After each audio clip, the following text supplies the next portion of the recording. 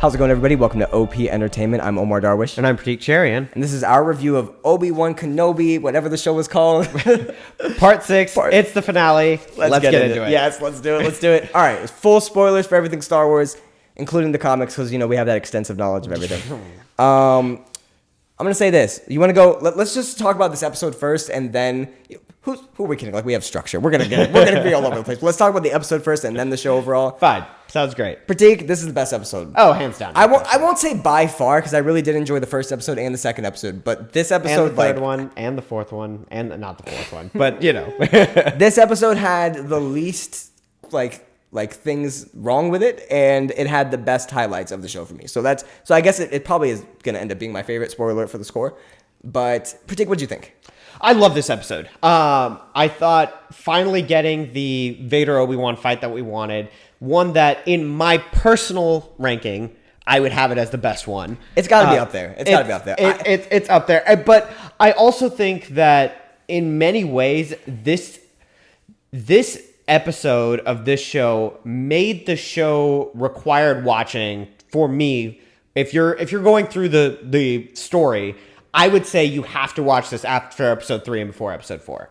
Wait, you're saying this episode? Well, I think this series. I mean, if you want to boil it down to just this episode, maybe I haven't thought that far. I think that the emotional journey that Obi-Wan goes through over the course of this show, but culminating in this episode especially, I think makes it something that is a must-watch. Okay, I promise I like this episode and the series probably overall, but I disagree. I feel this is like the most unnecessary of all the Star Wars anythings. This is the most unnecessary. Maybe Rogue One was a bit more, but like at least that like filled in some things. This is like, what did this add to Star Wars? Like, all it added were characters that people frankly don't care about. So I think, like I said, it's not so much about like, oh, they added in this, and this. It's more about it helps us with the Obi-Wan journey and helps his character arc overall going from the end of episode 3 to the beginning of episode 4. But was it handled well? Because I feel like I even had to ask, like, wait, when did he start becoming good, like, really good with the lightsaber again? And you're like, he reconnected with the Force. That was the whole... But like, we had multiple episodes where they talked about this. There wasn't, like, a moment where he, like, found himself with the Force. If you want to say it's when he saves Leia from falling, like in episode 2, then why was he so weak against Vader in episode 3? It's not that. It's as he learned to put the past behind him, right? Which is not something like that is not a snap and it's done moment. There's a moment. It's a process. No, there's a moment from the comics that you'll know about, and they did it in Spider-Man: Homecoming when Spider-Man's underneath all the rubble, and like he like talks himself into like being able to like be strong enough to lift it out. There's a scene in this show that reminded me of that when Obi-Wan's under the rubble, except for he doesn't like really have a come to Jesus moment or whatever. He just hears Anakin's voice in his head and like and that's it. And that was enough for him to like. It wasn't like. I don't know. I just didn't feel like he got out of it because the plot needed him to get out of it. It didn't feel like earned. I hate that word, but it didn't feel earned to me, that part. See, I disagree because I think that what we've had over. We said we were going to talk about this episode. And we're just talking about the show overall. But we're bringing up elements. We're bringing up elements from the show. Okay. No. So what we have an Obi-Wan that was learning to put his past behind him, to put the hurt and the grief and the guilt behind him. Mm-hmm. And even then, at the very beginning of this episode, when he is sacrificing himself so that the rest of the rebels or Force sensitives can get away, there's that moment where Roken, O'Shea Jackson's character, the best character ever, huh? But where he's like, you're not actually doing this for them, you're doing this for you because you feel you need to do it, right? And what that scene was getting at was that, like, as much as Obi-Wan is trying to move past it and has put the grief behind him, there is still a tiny piece of the guilt that still eats at him where he feels he should have done something. I'm not disagreeing with you. So where we get to that scene where he's buried under the rubble and he's like flashing back through all the Anakin stuff is finally him putting it away where like this is not something you need to do. Like you are not obligated to do this now. And that's where this becomes more selfless, and that's where his connection to the Force is fully restored and we get the rest of that amazing fight. I guess I just needed a bit more. Maybe this is because it was only 6 episodes, but there was a lot of stuff you could cut out of this and put more times towards this show should have been more about Obi-Wan finding himself and finding his. And I think that's if that's the case. But I think one of the reasons I liked it is that they didn't like hit you over the head with it. They weren't like didn't they though? It's the beauty. The first like the 3 fact episodes, that you had to ask that question tells me that they didn't. No, okay? because the first 3 episodes they are really like hammering home that Obi-Wan is 10 years retired. He hasn't picked up a lightsaber since. He is out of practice. Yeah, because it's only been like a day. They want canonically. they want you to feel the gravity of how far he is, which is important because I think especially through that beginning stuff, we were still questioning like, oh, like how much. But you can't say he's that far gone, and then like a second goes by, and all of a sudden he's spry like he's young. Like that's why I think, and I was going to get to this later, but okay. I'll get to it now. That's why I think that doing this as a television show worked in this instance as opposed to a movie because we experienced it like through the week by week episodes, which helped us feel the time and feel the emotion as opposed to in a movie. If this was in a movie and we were watching this like all the way through, I think I may have agreed with you. But I think because of the time frames involved, like just me as a person felt, I think it helped that hit home. I want to say I agree with you, but I don't because I think this should have been a movie. Only because you think everything should have been a movie. This was like they had good ideas. Like there was the idea, the dream of let's reunite Hayden Christensen and let's reunite which we got Ewan McGregor and let's get them to battle again, which we got multiple times. Sure, but it felt like that was all they have. And they didn't focus on making the characters around it like good. Which is why I'm saying this didn't add anything because they tried to add stuff just like when they did episode 7, 8, 9. They tried to give us new characters. They just failed because Disney is not giving the care and love to these new characters. We love Obi-Wan. We love Anakin. Because here's the thing: if you add new characters that everyone loves, then everyone goes, "Well, how come an episode?" Like then you have to go out of your way to get them out of the picture before episode 4 starts. And I think that like. I think that almost hurts something. I don't know. I think for me, the promise of the show, what I was told this is going to be a show centered around Obi-Wan and his relationship with Anakin, and I got that. This 90% of this show was him going after Leia. Like if this was more Anakin and him, I would have liked it a lot more. But like I said, I did like this. Let's talk about this episode. How did this one start again? Reva's on Tatooine and she's looking for Luke. That's not how it starts, but that's in there. Yeah. All right, since we're talking about Reva, though, what did you feel about her redemption? Question mark. I think that we all kind of saw it coming, right? We did. I think that it's one that I didn't necessarily need. I thought that the last episode did a good job of filling in her backstory enough where I didn't really feel like I needed a redemption closing of her arc. But the fact that I got it, like I thought it was well handled. I do think that.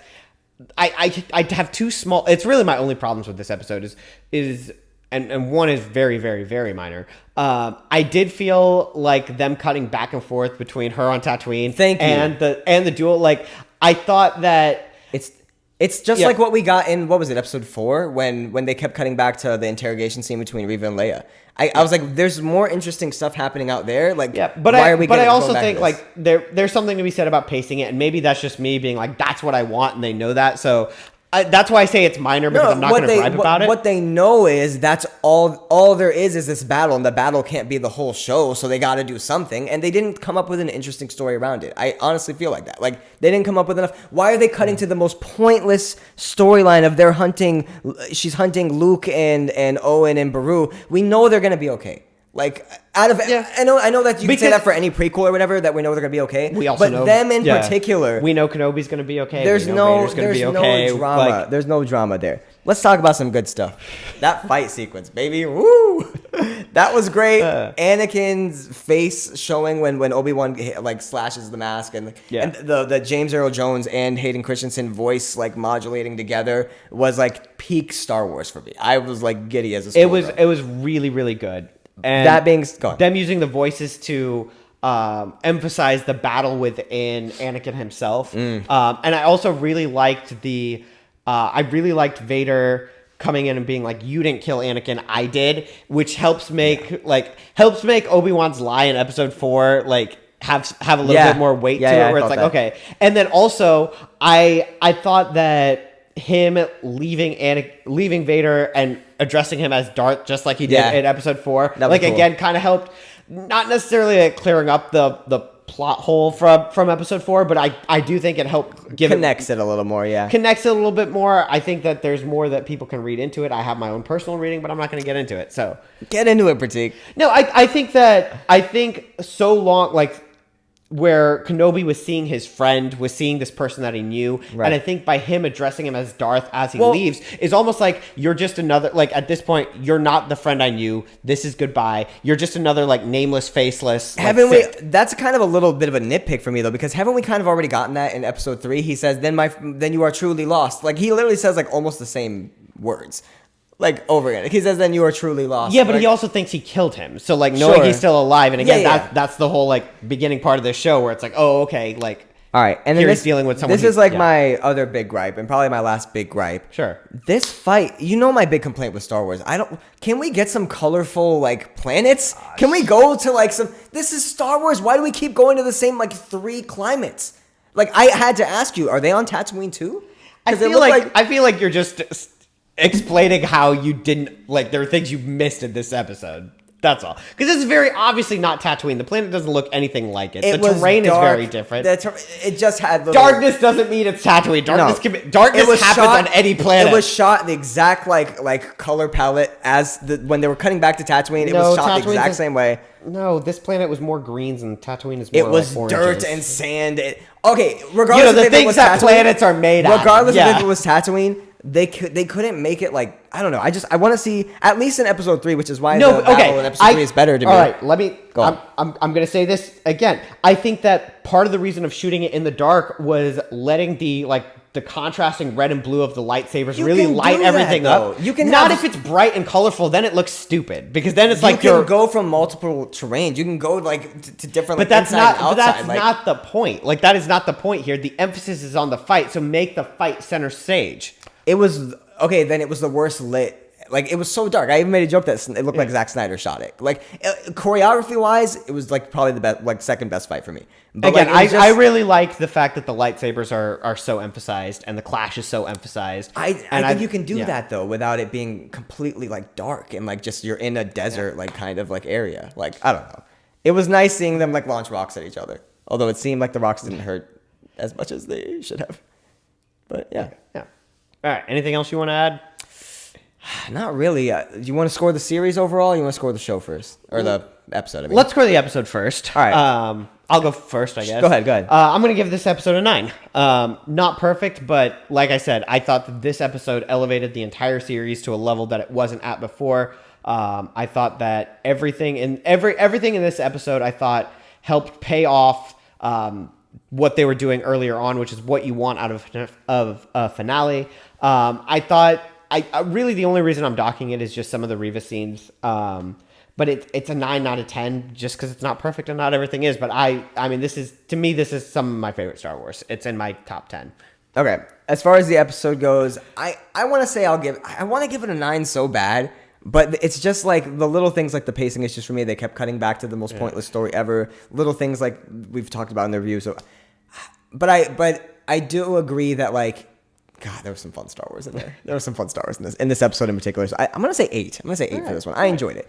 As far as the series overall, though, I really feel like Disney was just relying way too much on like our love for Hayden Christensen and Ewan McGregor and just like these characters, and they put the emphasis on them, which is good, but like not enough for me. They almost like put all their emphasis on them and then like nothing on any of the other remaining characters because like I could not care less about if they do a spinoff for any of these. Like, and they're probably gonna do a Reva spinoff, maybe not with all the bad reception, but even O'Shea Jackson Jr.'s character says, I'm just getting started. That's his last like line or whatever when Obi Wan tells him to like keep leading. So he can show up in the Andor. So he could have either show up in Andor, I guess if that fits, or he could have his own show. And I feel like that's what Disney wants. They want to spin off these new characters, but they just can't get a new character to catch the audience, or at least me anyway. And they didn't get any of these new characters to catch me. I think it's hard to make any like non-Jedi, non-Mandalorian. Like, non-Mandalorian. Mando was good. Like I don't know. I think there's a way to do it. But yeah, overall, I think I'm gonna give the series. I think a 7 is where I'm at. Okay, enjoyable. I'll revisit it, but Instead of this being like a deeper exploration into Obi-Wan for me, this is more so going to be like, let's just go spend time, see what Obi-Wan was doing during that time period. And that's where that's why it's disappointing for me. But go. I really want to give the series a 9, but that's mostly to counteract your negativity. So we're gonna go. I liked the show. We're gonna go with an 8. I thought it was good. I think overall this is some of my. It's a really good show. I really enjoyed it. I think that I think I would recommend it to any Star Wars fan. Yeah. I thought that Ewan McGregor was great in it. I thought the sure. relationships were fantastic. This episode, like I've said, I can't say enough good things about that lightsaber battle. So, it was an 8. You could probably talk me into a 9 if you really wanted to. So, Where does this rank as far as Mandalorian, Boba Fett, Obi-Wan?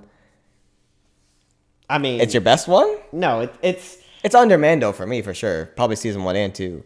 I think I would put season 2 of Mando, then Obi-Wan, then season 1 of Mando, then everything else. And Yeah, it's just like anywhere else there.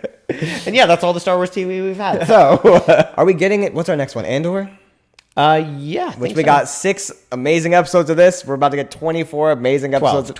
12 each, though. They're doing 2 seasons. Yeah. I don't know that they're doing 2 back to back though. Oh, so, anyway, we'll see. We'll save that We'll see. for another time. You want to take us out? All right, thanks for watching, guys. Tune in next week. We're reviewing Miss Marvel, and we'll have more movie reviews coming your way. Hopefully this summer. It's a big summer movie season, so Big we'll see you season. then. See you guys.